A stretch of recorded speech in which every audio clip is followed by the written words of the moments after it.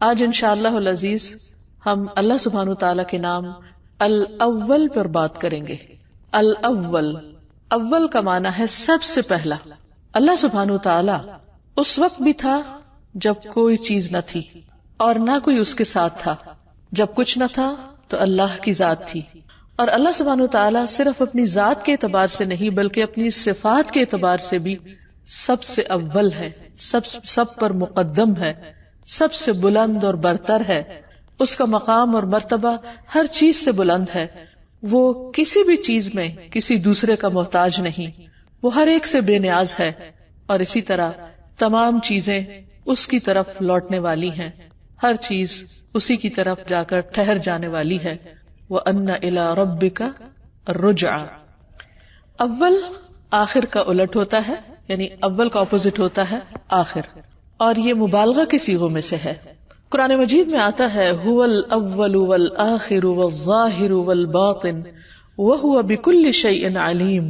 وہی سب سے پہلے ہے اور وہی سب سے آخر میں، اور ظاہر ہے اور چھپا ہوا ہے، اور وہ ہر چیز کو خوب جاننے والا ہے. تو آئیے دیکھتے ہیں کہ اللہ سبحانہ تعالیٰ کس کس اعتبار سے اول ہے اور اس کے دلائل کیا ہیں. سب سے پہلی چیز تو زمانے کے اعتبار سے اول ہے، یعنی اللہ سبحانہ تعالیٰ اپنے زمانے میں اپنے سوا ہر چیز پر مقدم ہے. یعنی جب اللہ سبحانہ تعالیٰ تھے تو اور کوئی چیز نہ تھی. عمران رضی اللہ عنہ کہتے ہیں کہ رسول اللہ صلی اللہ علیہ وسلم نے فرمایا، اللہ تھا اور اس سے پہلے کوئی نہ تھا، اور اس کا عرش پانی پر تھا. اس نے آسمانوں اور زمینوں کو پیدا کیا اور لوح محفوظ میں تمام چیزیں لکھ دی. پھر اسی طرح کبھی کسی کے ذہن میں یہ سوال آ سکتا ہے کہ عرش اور پانی سے پہلے کیا تھا؟ تو اس کا جواب یہ ہے کہ اللہ سبحانہ تعالیٰ نے ہمیں اس کے بارے میں کچھ نہیں بتایا اور ہمارا علم یہاں تک روک دیا.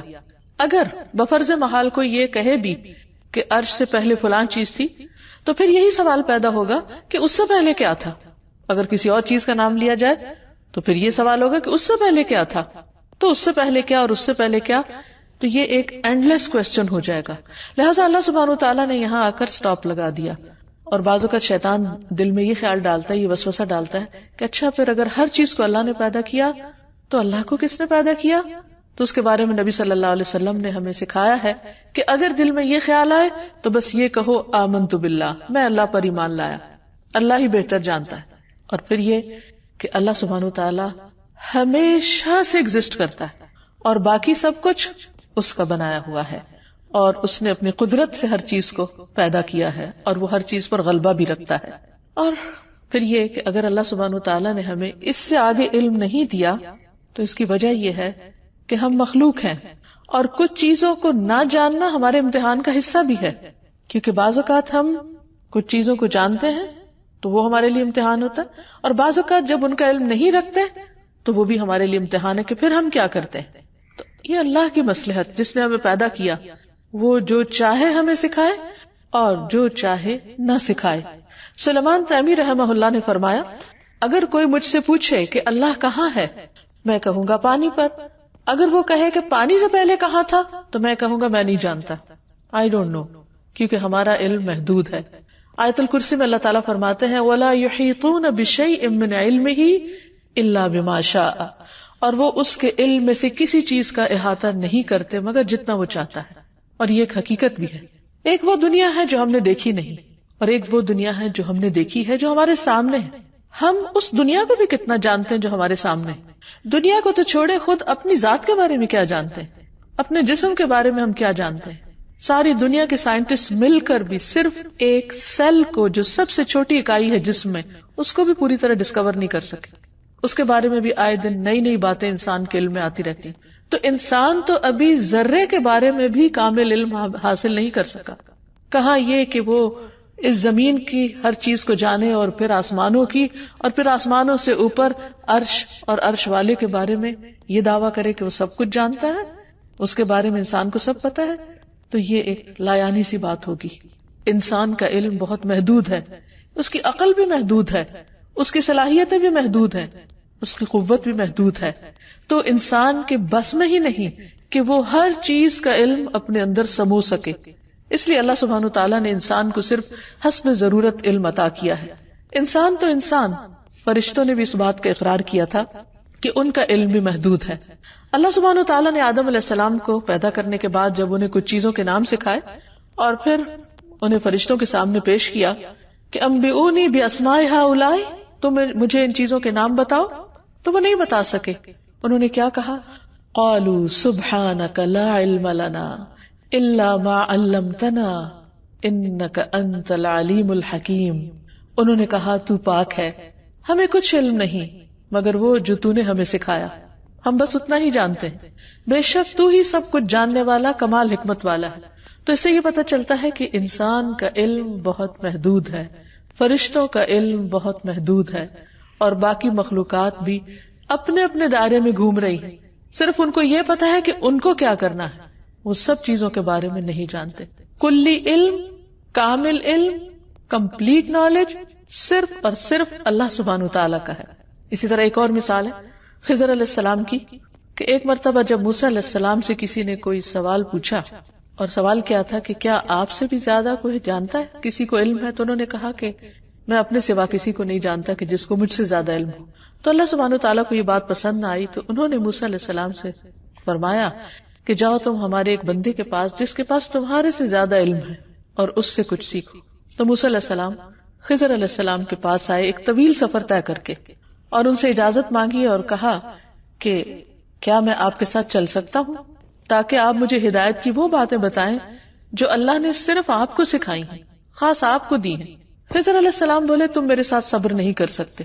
اے موسیٰ، مجھے اللہ نے ایسا علم دیا ہے جسے تم نہیں جانتے، اور تم کو جو علم دیا ہے اسے میں نہیں جانتا. یعنی ایون یہ کہ خضر علیہ السلام بہت کچھ جانتے تھے، لیکن انہوں نے بھی اپنی کم علمی کا اظہار کیا کہ موسیٰ جو تم جانتے وہ مجھے نہیں معلوم.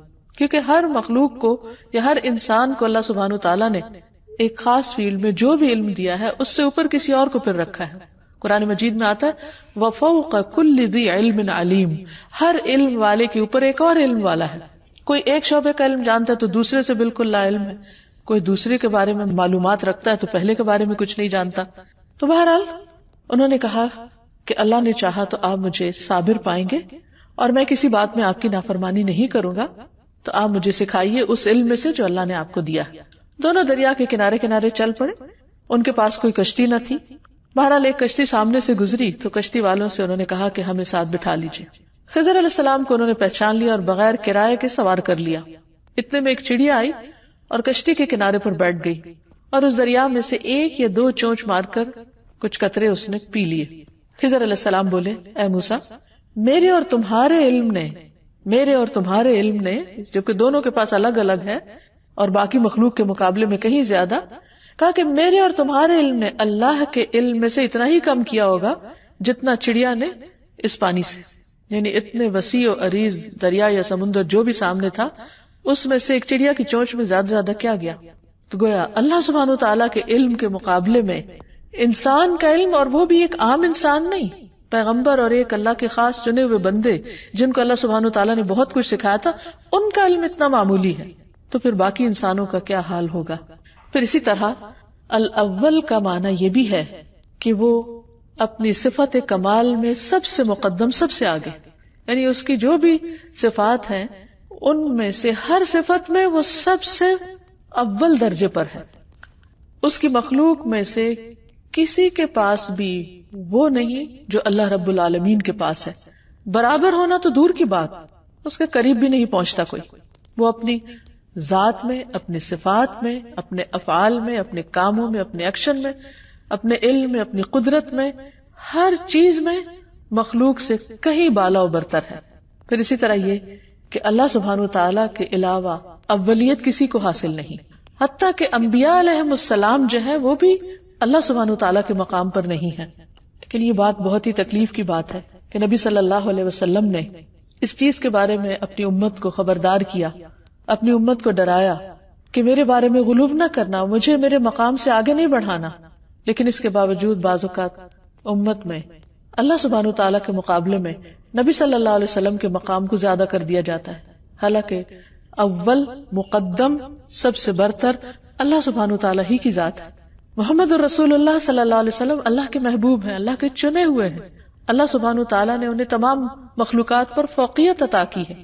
تمام انسانوں پر فوقیت عطا کی ہے، لیکن وہ اپنے آپ کو کیا کہتے ہیں؟ عبداللہ و رسولہ. اور ہمیں بھی کس بات کا حکم دیا گیا ہے کہ ہم کس چیز کی گواہی دیں کہ محمد صلی اللہ علیہ وسلم کون ہے؟ وَأَشْهَدُ أَنَّ مُحَمَّدًا عَبْدُهُ وَرَسُولُهُ، میں گواہی دیتا ہوں کہ محمد صلی اللہ علیہ وسلم اس کے بندے اور اس کے رسول ہیں. اسی لیے تو آپ صلی اللہ علیہ وسلم سب سے زیادہ اللہ سبحانہ وتعالیٰ کے حضور کھڑے رہتے ہیں، اتنی دیر کہ آپ کے قدم مبارک سوج جاتے ہیں، طویل ترین رکوع کرتے ہیں، طویل ترین سجدے کرتے ہیں، اور ہر موقع پر دعائیں کرتے ہوئے اپنی بندگی اور عاجزی کا اظہار کرتے ہیں، کیونکہ اصل بلندی تو اللہ سبحانہ وتعالیٰ ہی کو حاصل ہے. ابن عباس کہتے ہیں کہ انہوں نے حضرت عمر کو منبر پہ یہ کہتے ہوئے سنا کہ میں نے نبی صلی اللہ علیہ وسلم سے سنا، آپ نے فرمایا مجھے میرے مرتبے سے زیادہ نہ بڑھاؤ، جیسے عیسیٰ علیہ السلام کو نصارہ نے ان کے رتبے سے زیادہ آگے بڑھا دیا. میں تو صرف اللہ کا بندہ ہوں، اس لیے یہی کہا کرو کہ میں اللہ کا بندہ اور اس کا رسول ہوں. انس بن مالک کہتے ہیں کہ ایک مرتبہ ایک شخص نے نبی صلی اللہ علیہ وسلم کو مخاطب کر کے کہا، اے محمد، اے ہمارے سردار، اے سردار کے بیٹے، اے ہمارے بہترین اور اے ہم میں سے بہترین کے بیٹے. تو نبی صلی اللہ علیہ وسلم نے فرمایا، لوگو تقوی کو اپنے اوپر لازم کر لو، شیطان تمہارے ہوش گم نہ کرنے پائے. میں صرف محمد بن عبداللہ ہوں، اللہ کا بندہ اور اس کا رسول ہوں. اللہ کی قسم مجھے یہ چیز پسند نہیں ہے کہ تم مجھے میرے مرتبے سے بلند کرو، اس مرتبے سے جو اللہ نے میرے لیے رکھا ہے. یعنی نبی صلی اللہ علیہ وسلم کو خود اپنے لیے وہی مقام پسند تھا جو اللہ سبحانہ وتعالیٰ نے ان کو عطا کیا. ابن عباس کہتے ہیں کہ ایک شخص نے کہا، جو اللہ چاہے اور جو آپ چاہیں. تو آپ نے فرمایا، تم نے مجھے اللہ کا شریک بنا دیا. یوں کہو کہ جو اکیلا اللہ چاہے، یعنی کوئی چیز اس وقت تک نہیں ہوتی جب تک کہ اللہ نہ چاہے، یا اللہ چاہے تو کام ہوتا ہے. تو اس لیے اس میں کسی بندے کو شریک کرنا یہ شرک میں شامل ہو جاتا ہے. پھر اسی طرح اللہ سبحانہ وتعالی اپنی تخلیق کے اعتبار سے بھی اول ہے، یعنی سب سے پہلے اسی نے چیزوں کو ایجاد کیا، ان کی صورت بنائی، ان کی تخلیق کی، اور ہر چیز پہلی بار اللہ ہی نے بنائی. آج انسان جو کچھ بنا رہے ہیں اور اس پر وہ حیران ہوتے ہیں اور انسانوں کی بڑائیاں بیان ہوتی ہیں، وہ اگر دیکھا جائے تو سب کچھ کہاں سے بنا. مثلا ایک بلند و بالا عمارت جس پر لوگوں کو بہت فخر ہوتا ہے اور اس پر وہ اپنے آپ کو دوسرے قوموں کے مقابلے میں بلند سمجھتے ہیں، اگر دیکھا جائے تو جس چیز سے انہوں نے یہ عمارت بنائی وہ کس نے بنایا تھا؟ اس میں جو لوہا استعمال ہوا وہ کہاں سے آیا؟ جو پتھر استعمال ہوا، جو سیمنٹ استعمال ہوا، جو لکڑی استعمال ہوئی، جو باقی تمام مٹیریل، وہ کہاں سے آیا؟ وہ کس نے بنایا تھا؟ انسان تو صرف اس کی جوڑ توڑ کر رہا ہے، صرف اس کی ایک مخصوص شکل بنا رہا ہے. حقیقت یہ ہے کہ ان سب چیزوں کو بھی اول بنانے والا، سب سے پہلے بنانے والا اللہ سبحانہ تعالیٰ ہی ہے. پھر اسی طرح پیدائش کی ابتدا اللہ سبحانہ تعالیٰ نے کی ہے، یعنی انسانوں کی پیدائش کی بھی. سورۃ الانبیاء میں آتا ہے، کما بدأنا اول خلق نعیدہ وعدا علینا انا کنا فاعلین. جس طرح ہم نے پہلی پیدائش کی ابتدا کی، اول مرتبہ بنایا، ہم اسے لوٹائیں گے. دوبارہ بنانا ہمارے لیے کچھ مشکل نہیں، یہ ہمارے ذمہ وعدہ ہے، یقیناً ہم ہمیشہ وعدہ پورا کرنے والے ہیں. سورۃ یاسین میں آتا ہے، قل یحییھا الذی انشأھا اول مرہ وہو بکل شیء علیم. کہہ دیجئے انہیں وہ زندہ کرے گا جس نے انہیں پہلی مرتبہ پیدا کیا، اور وہ ہر طرح کا پیدا کرنا خوب جانتا ہے. یعنی مشرکین مکہ کو یہ شک گزرا یا اس بات پر وہ ایمان نہیں رکھتے تھے کہ ہم دوبارہ کیسے پیدا ہوں گے، یہ کیسے ممکن ہے؟ ہڈیاں جب گل جائیں گی، ختم ہو جائیں گی، چورا چورا ہو جائیں گی، انسان پھر سے بنا لیا جائے گا اور اس کا حساب لیا جائے گا. وہ اس بات کو نہیں مانتے تو ان کی سمجھ میں نہیں آتا تھا. تو اس پر اللہ سبحانہ وتعالیٰ نے فرمایا کہ پہلی بار کس نے پیدا کیا تھا؟ جس نے پہلی بار پیدا کیا وہ دوبارہ بھی پیدا کر سکتا ہے. اللہ سبحانہ وتعالیٰ نے بے شمار چیزیں بنائی، لیکن یہ بھی یاد رہے کہ سب سے پہلی چیز جو اس نے بنائی وہ قلم تھا. عبادہ بن صامت نے اپنے بیٹے سے کہا، میں نے رسول اللہ صلی اللہ علیہ وسلم کو فرماتے ہوئے سنا کہ پہلی چیز جو اللہ تعالیٰ نے بنائی وہ قلم تھا. پھر اس سے فرمایا کہ لکھو، اس کو حکم دیا لکھو. تو اس نے کہا، میرے رب کیا لکھوں؟ اللہ تعالیٰ نے فرمایا ہر چیز کی تقدیر لکھو یہاں تک کہ قیامت قائم ہو جائے. اے میرے بیٹے، میں نے رسول اللہ صلی اللہ علیہ وسلم سے سنا ہے، جو اس اعتقاد کے بغیر مر گیا وہ مجھ سے نہیں. یعنی نہ صرف یہ کہ ہمیں یہ ماننا چاہیے کہ اللہ سبحانہ وتعالیٰ نے پہلی چیز قلم بنائی، بلکہ یہ بھی کہ اللہ سبحانہ وتعالیٰ نے چیزوں کو پیدا کرنے سے پہلے ان کے بارے میں ساری معلومات قلم کو حکم دیا اور اس نے لکھ لی. یعنی اللہ سبحانہ وتعالیٰ کا علم اتنا مکمل ہے کہ ابھی جو چیزیں وجود میں نہیں آئیں اور ان کی رنگ، شکل، ان کے تعداد، ان سے متعلق ہر چیز لوح محفوظ میں لکھی ہوئی ریکارڈ میں موجود ہے. تو آپ سوچئے کہ اس کا علم کتنا وسیع ہوگا. پھر اللہ سبحانہ وتعالیٰ نہ صرف یہ کہ سب سے پہلے بنانے والا ہے بلکہ اپنی تمام چیزوں پر پوری قدرت بھی رکھتا ہے، وہ قادر بھی ہے. پھر یہ بات بھی یاد رہے کہ اللہ سبحانہ وتعالیٰ الاول ہونے کے ساتھ ساتھ فاعل یعنی کام کرنے والا اور قادر پوری قدرت والا بھی ہے.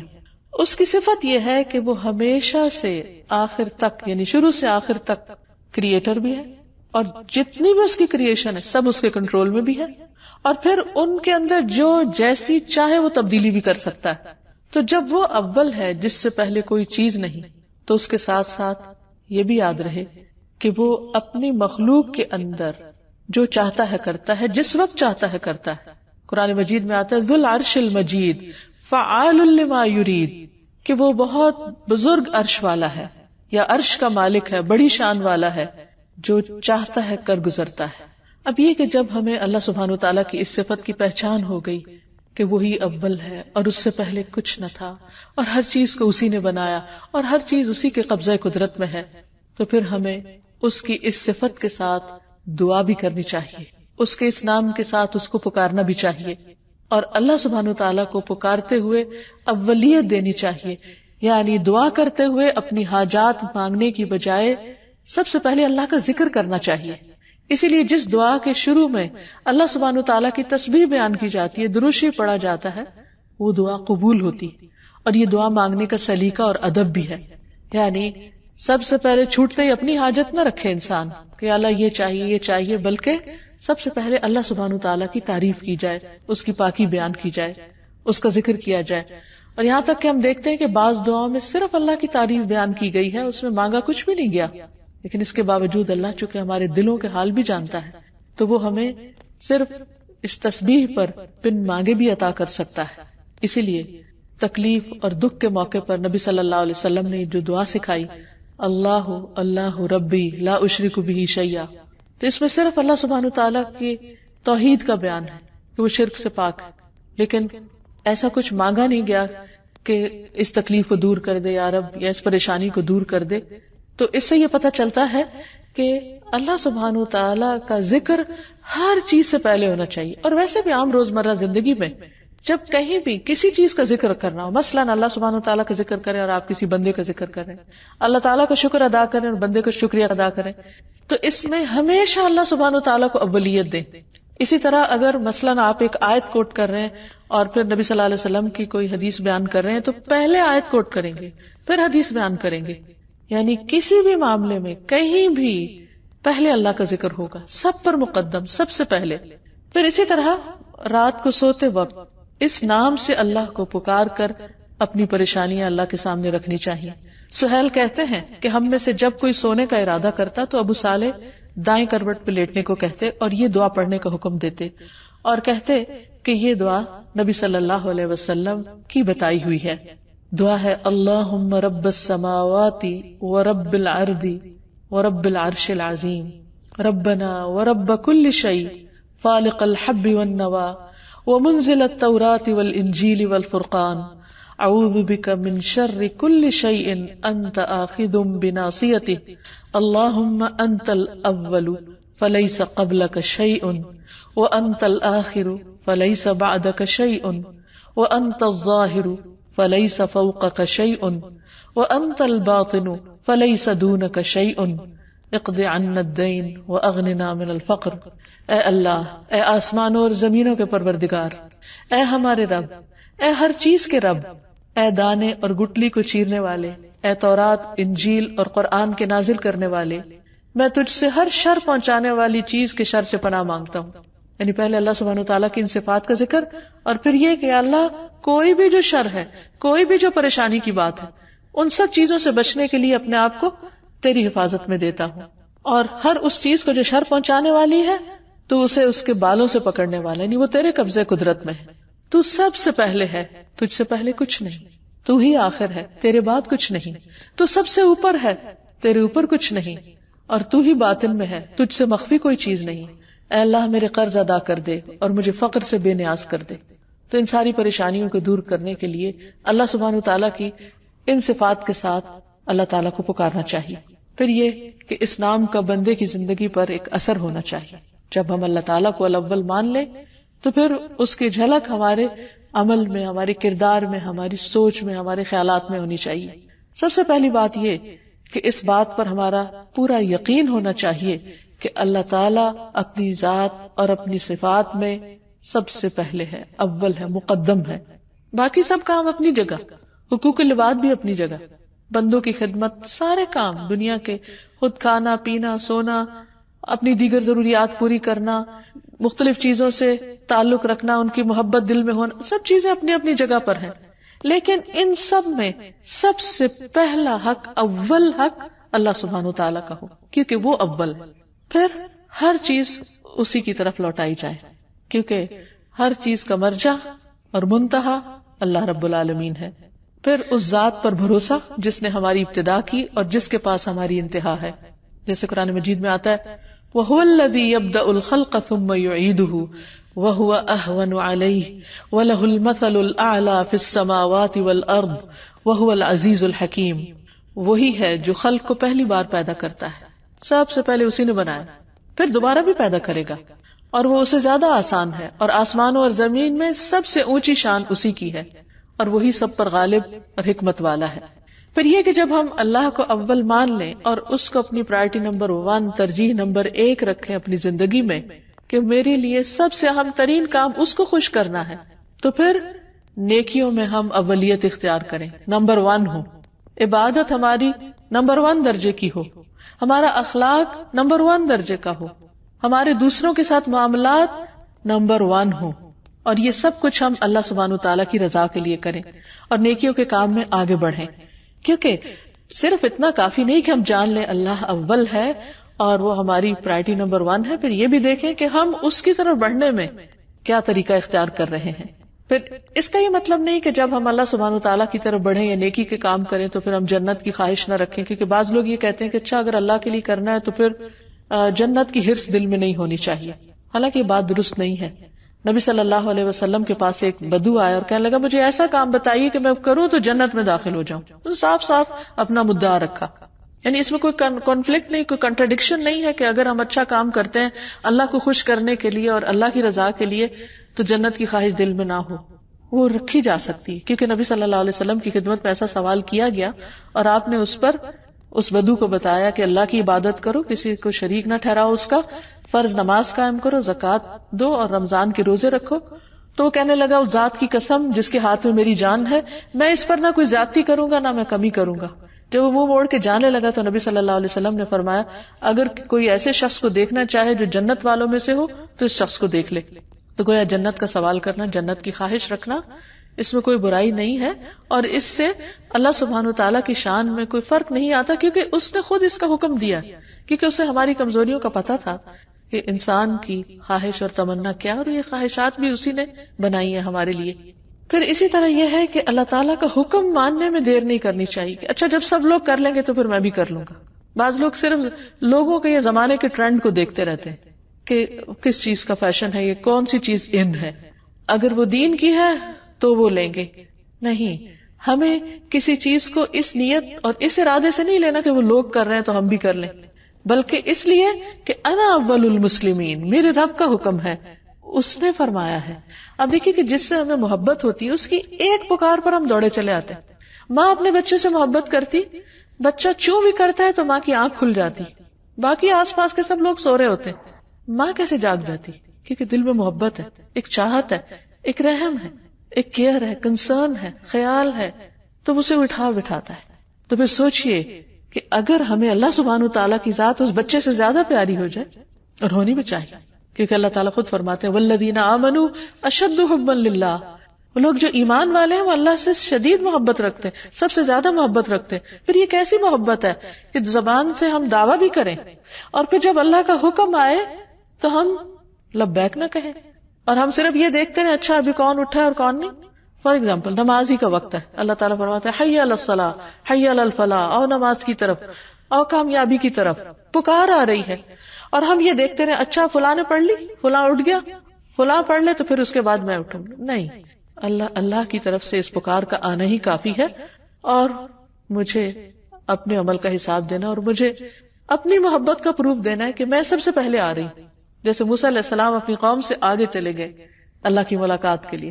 وَعَجِلْتُ إِلَيْكَ رَبِّ لِتَرْضَى، میں تیری طرف جلدی آ گیا اس لیے کہ اے رب تو مجھ سے راضی ہو جائے. تو جو بندہ اللہ سے محبت کرتا ہے وہ لازماً اللہ کو راضی کرنا چاہے گا، اور وہ کاموں میں سستی اور تاخیر نہیں کرے گا جیسے منافقین کی صفت ہے. وَإِذَا قَامُوا إِلَى الصَّلَاةِ قَامُوا كُسَالَىٰ، جب وہ نماز کے لیے کھڑے ہوتے ہیں تو سستی کے مارے اٹھتے ہیں. نہ ہی پڑھنی پڑتی تو اچھا تھا، کیونکہ دل میں محبت جو نہیں، ایمان جو نہیں. تو اس لیے اللہ سبحانہ وتعالیٰ نے ہمیں حکم دیا فَفِرُّوا إِلَى اللَّهِ، اللہ کی طرف دوڑو. فَاسْتَبِقُوا الْخَيْرَاتِ، نیکیوں میں جلدی کرو، نیکیوں میں دوڑ لگا دو، ایک دوسرے سے آگے بڑھو. سابقوا إِلَى مَغْفِرَةٍ مِّن رَّبِّكُمْ وَجَنَّةٍ عَرْضُهَا كَعَرْضِ السَّمَاءِ وَالْأَرْضِ أُعِدَّتْ لِلَّذِينَ آمَنُوا بِاللَّهِ وَرُسُلِهِ ذَلِكَ فَضْلُ اللَّهِ يُؤْتِيهِ مَن يَشَاءُ وَاللَّهُ ذُو الْفَضْلِ الْعَظِيمِ. اپنے رب کی بخشش اور اس جنت کی طرف ایک دوسرے سے آگے بڑھو. مقابلہ کرنا ہے تو اس چیز میں کرو، لیکن ہم حقیر دنیا میں مقابلے کرتے رہتے ہیں جو چند دن کے بعد ہمارے ہاتھ سے جانے والی ہے. فرمایا اس جنت کی طرف دوڑو جس کی چوڑائی آسمانوں اور زمین کی چوڑائی کی طرح ہے. یعنی ایک ایک بندے کی جنت اتنی بڑی ہوگی جتنی یہ زمین یا اس سے بھی زیادہ. وہ ان لوگوں کے لیے تیار کی گئی ہے جو اللہ اور اس کے رسولوں پر ایمان لائے. یہ اللہ کا فضل ہے، وہ اس کو دیتا ہے جسے وہ چاہتا ہے، اور اللہ بہت بڑے فضل والا ہے. یعنی یہ شوق، یہ محبت کہ اللہ کی طرف بڑھے، یہ اللہ کا فضل ہے جس کے دل میں ڈال دے. ورنہ بڑھنے والے تو حقیر چیزوں کی طرف دوڑتے رہتے ہیں. ہم سب اپنے اپنے طرز عمل پر غور کریں کہ ہماری دوڑ کس چیز کی طرف ہوتی، ہم کس چیز اور کس کام میں شوق سے جاتے ہیں، محبت سے جاتے ہیں، دوڑتے ہوئے جاتے ہیں. کیا واقعی اللہ ہماری زندگی میں الاول ہے؟ کیا ہم اس کو الاول کے مقام پر رکھتے ہیں؟ اللہ کے مقرب فرشتوں کی صفت قرآن مجید میں بیان کی گئی ہے فالسابقات سبقا فالمدبرات امرا. پھر جو آگے نکلنے والے ہیں وہ آگے بڑھ کر اپنا کام کرتے ہیں، اور پھر جو ہر کام کی پھر جو آگے نکل. اللہ کے مقرب فرشتوں کی صفت یہ بیان کی گئی ہے فالسابقات سبقا فالمدبرات امرا. پھر جو آگے نکلنے والے ہیں آگے بڑھ کر نکلتے ہیں، اور پھر جو کسی کام کی تدبیر کرنے والے ہیں، یعنی جیسے اللہ تعالیٰ ان کو حکم دیتا ہے ویسے ہی کر ڈالتے ہیں. اسی طرح بندوں کا ثواب لکھنے میں بھی جلدی کرتے ہیں. ایک مرتبہ نماز میں رکوع سے اٹھ کر نبی صلی اللہ علیہ وسلم نے جب فرمایا سمع اللہ لمن حمدہ، تو ایک شخص نے پیچھے جو آپ کا مقتدی تھا، آپ کے پیچھے نماز پڑھ رہا تھا، اس نے کہا ربنا ولک الحمد حمدا کثیرا طیبا مبارکا فی. تو سلام پھیرنے کے بعد آپ نے پوچھا کہ یہ کلمات کس نے ادا کیے؟ تو ایک شخص نے کہا کہ میں نے بولے.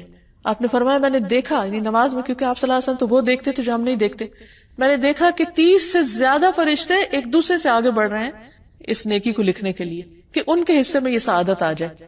پھر اسی طرح انبیاء کی صفت بھی یہی ہے کہ وہ نیکی کے کاموں میں دوڑ دھوپ کرتے تھے.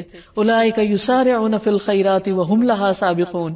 یہ وہ لوگ ہیں جو نیک کاموں میں جلدی کرتے ہیں اور یہی ان کی طرف آگے نکلنے والے ہیں. سورۃ الانبیاء میں فرمایا انہم کانوا یسارعون فی الخیرات ویدعوننا رغبا ورہبا وکانوا لنا خاشعین. بے شک وہ نیکیوں میں جلدی کرتے تھے اور ہمیں رغبت اور خوف سے پکارتے تھے اور ہمارے ہی لیے عاجزی کرتے تھے. یعنی انبیاء علیہ السلام جن پر دنیا کی حقیقت واضح ہو چکی تھی، وہ دنیا کے پیچھے دوڑنے والے نہیں تھے، وہ دنیا کے مقابلے میں آخرت کے لیے دوڑتے تھے اور جلدی کرتے تھے. اسی طرح ہم صحابہ کرام کو دیکھتے ہیں کہ وہ نیک کاموں میں بہت جلدی کرتے تھے، دیر نہیں لگاتے تھے، اور پھر اس میں ایک دوسرے سے سبقت لے جاتے. مثلا ایک موقع پر عبداللہ بن مسعود جب قرآن پڑھ رہے تھے تو نبی صلی اللہ علیہ وسلم ان کی قرات سننے کے لیے کھڑے ہو گئے، اور پھر بعد میں آپ صلی اللہ علیہ وسلم نے فرمایا کہ مانگو تمہیں دیا جائے گا، اور واپس جاتے ہوئے کہا کہ اگر کوئی قرآن پڑھنا چاہے تو ان کی طرح پڑھے. تو یہ خوشخبری تھی جو حضرت عبداللہ بن مسعود کے بارے میں آپ نے بتائی. تو اس پر حضرت عمر نے سوچا کہ صبح کے وقت میں سب سے پہلے جا کر ان کو یہ خوشخبری سناؤں گا. لیکن ہوا کیا کہ جب وہ وہاں پہنچے تو ابو بکر پہلے ہی پہنچے ہوئے تھے.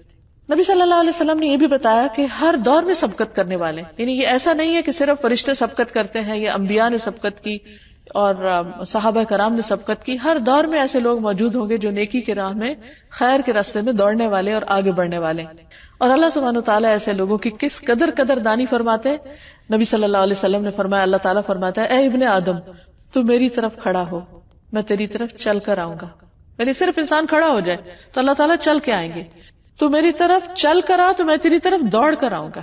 یعنی ایسا نہیں کہ ہمارا آگے بڑھنا ہمارے لیے صرف آگے بڑھنا ہی ہے، وہ ہمارے لیے بہت بڑی سعادت کی بات ہے، کیونکہ اللہ سبحانہ وتعالیٰ کی رحمت اس سے بھی تیزی کے ساتھ ہماری طرف بڑھتی ہے. اور ایسے لوگوں کی جزا کیا ہے. سورۃ التوبہ میں اللہ تعالیٰ فرماتے ہیں، والسابقون الاولون من المہاجرین والانصار والذین اتبعوہم بإحسان رضی اللہ عنہم ورضوا عنہ وأعد لهم جنات تجری تحتها الانہار خالدین فیہا ابدا ذلک الفوز العظیم. اور مہاجرین و انصار میں سے سبقت کرنے والے سب سے پہلے لوگ، اور وہ لوگ جو نیکی کے ساتھ ان کے پیچھے آئے، یعنی بعد کے دور میں بھی انہی کے راستے پہ چل رہے ہیں. اللہ ان سے راضی ہو گیا اور وہ اللہ سے راضی ہو گئے، اور اس نے ان کے لیے ایسے باغ تیار کیے جن کے نیچے نہریں بہتی ہیں، اور ان میں وہ ہمیشہ رہنے والے ہیں. یہی بہت بڑی کامیابی ہے. پھر یہ کہ جو سابقون ہیں، آگے بڑھنے والے ہیں، ان کی جزا قرآن بتاتا ہے، والسابقون السابقون اولئک المقربون. جو پہل کرنے والے ہیں وہ آگے ہی بڑھنے والے ہیں اور وہی مقرب ہیں، یعنی اللہ سبحانہ وتعالیٰ کے قریب ترین ہیں. فی جنات النعیم، نعمتوں بھرے باغوں میں ہوں گے. ثلۃ من الاولین وقلیل من الاخرین، پہلے گروہ میں سے زیادہ ہوں گے اور بعد والوں میں سے کم ہوں گے. علی سرر موضونہ متکئین علیہا متقابلین یطوف علیہم ولدان مخلدون باکواب واباریق وکأس من معین لا يصدعون عنها ولا ينزفون وفاكهة مما يتخيرون ولحم طير مما يشتهون. سونے اور جواہر سے بنے ہوئے تختوں پر آرام کر رہے ہوں گے، ان پر تکیے لگائے ہوئے آمنے سامنے بیٹھنے والے ہوں گے، ان پر چکر لگا رہے ہوں گے وہ لڑکے جو ہمیشہ لڑکے ہی رہیں گے. ایسے کوزے اور سراہیاں اور لبالب بھرے ہوئے پیالے لے کر جو بہتی ہوئی شراب کے ہوں گے، وہ نہ اس سے سردرد میں مبتلا ہوں گے نہ بہکیں گے. اور ایسے پھل لے کر جنہیں وہ پسند کرتے ہیں، اور پرندوں کا گوشت لے کر جس کی وہ خواہش رکھتے ہیں. تو بات یہ ہے کہ السابقون الاولون بننے کے لیے ضروری ہے کہ ہم اچھے کام جلدی کریں، اول وقت میں کریں. مثلا نبی صلی اللہ علیہ وسلم نے دن کے پہلے حصے میں کام کرنے والوں کو برکت کی دعا دی. فرمایا، اللہم بارک لامتی فی بکورہا، اے اللہ میری امت کی صبح میں برکت ڈال دے. پھر اول وقت میں نماز پڑھنے کی فضیلت زیادہ ہے. نبی صلی اللہ علیہ وسلم سے سوال کیا گیا کہ سب سے افضل عمل کون سا ہے، تو آپ نے فرمایا، الصلاۃ فی اول وقتہا، نماز اول وقت میں ادا کرنا. پھر اسی طرح صبح اول وقت میں مسجد جانا، پہلی صف میں شریک ہونا، جمعہ کے دن جلدی مسجد میں جانا. رسول اللہ صلی اللہ علیہ وسلم نے فرمایا، جس نے جمعہ کے دن غسل جنابت کیا پھر نماز کے لیے چلا گیا تو گویا اس نے ایک اونٹ کی قربانی کی، اور جو شخص دوسری گھڑی میں چلا تو گویا اس نے ایک گائے کی قربانی کی، جو تیسری میں گیا گویا اس نے ایک سینگ والا دمبا قربانی کیا، اور جو چوتھی گھڑی میں گیا گویا اس نے ایک مرغی قربان کی، اور جو پانچویں گھڑی میں چلا تو اس نے گویا ایک انڈا اللہ کی راہ میں دیا. پھر امام خطبے کے لیے نکل جاتا ہے تو فرشتے خطبہ سننے میں مشغول ہو جاتے ہیں. پھر اسی طرح یہ ہے کہ صدقہ خیرات کرنے میں بھی جلدی کرنی چاہیے. نبی صلی اللہ علیہ وسلم ایک مرتبہ عصر کی نماز پڑھانے کے بعد فوراً عجلت کے ساتھ کھڑے ہوئے اور لوگوں کی گردنیں پھلانگتے ہوئے اپنے ازواج میں سے کسی کے حجرے کی طرف تشریف لے گئے. آپ کی اس جلدی سے لوگ گھبرا گئے. جب واپس تشریف لائے تو دیکھا کہ آپ کے ہاتھ میں کچھ ہے. جب آپ سے پوچھا گیا تو آپ نے فرمایا، مجھے کچھ سونا یاد آ گیا تھا جو ہمارے ہاں رکھا ہوا تھا، اور میں نے اس بات کو برا سمجھا کہ وہ مجھے اللہ کی یاد سے روکے، لہٰذا میں نے اس کے تقسیم کرنے کا حکم دے دیا. پھر اسی طرح یہ کہ نیکی کا کوئی بھی موقع ملے تو فوراً آگے بڑھنا چاہیے اور اس میں جلدی کر کے جلد فائدہ اٹھانا چاہیے. اور پھر ایسے ذکر کرتے رہنا چاہیے کہ جس کی وجہ سے انسان السابقون میں شامل ہو جائے، جیسے الحمدللہ، سبحان اللہ اور اللہ اکبر کا ورد کثرت کے ساتھ کرنا. اور جو لوگ اللہ سبحانہ وتعالیٰ کی یاد کو، اس کے ذکر کو اور نیک کاموں کو اولیت دیں گے، اللہ سبحانہ وتعالیٰ قیامت کے دن ان کو بھی اولیت دیں گے اور ان کے لیے آسانیاں فرمائیں گے. پھر اللہ سبحانہ وتعالیٰ کے محبوب بندے حضرت موسیٰ علیہ السلام ہو یا حضرت ابراہیم علیہ السلام ہو، ان کے بارے میں آتا ہے ابراہیم علیہ السلام کے بارے میں کیونکہ انہوں نے اللہ سبحانہ تعالیٰ کے حکم پر فوراً لبیک کہا. اذ قال لہ ربہ اسلم قال اسلمت لرب العالمین. تو نبی صلی اللہ علیہ وسلم نے فرمایا کہ انہیں مخلوق میں سب سے پہلے لباس پہنایا جائے گا، یعنی قیامت کے دن. اسی طرح سب سے پہلے جنت میں جانے والے کون لوگ ہوں گے؟ آپ نے فرمایا میری امت میں سے 70,000 یا 7 لاکھ آدمی جنت میں جائیں گے جو ایک دوسرے کو تھامے ہوئے ہوں گے. ان کا پہلا بھی اندر داخل نہ ہونے پائے گا جب تک کہ آخری بھی داخل نہ ہو، یعنی اکٹھے گروہ کی شکل میں جائیں گے. ان کے چہرے 14ویں چاند کی طرح روشن ہوں گے. اور یہ ظاہر ہے وہ لوگ ہوں گے کہ جو اللہ سبحانہ وتعالیٰ کے حکم کو جلد ماننے والے ہیں. اسی طرح برے کاموں میں پہل نہیں کرنی چاہیے، کیونکہ جو انسان برے کام میں پہل کرتا ہے اس کے پیچھے آنے والے سارے لوگ جو بھی غلط کریں گے ان کا وبال بھی اس پہلے شخص کو بھگتنا ہوگا. جیسے رسول اللہ صلی اللہ علیہ وسلم نے فرمایا سب سے پہلے جس نے دین ابراہیم کو بدلا وہ عمرو ابن لحی ہے، اور جتنا بھی شرک اس کے بعد وہاں ہوا اس سب کے گناہ کا ایک حصہ اس ابتدا کرنے والے پر تھا.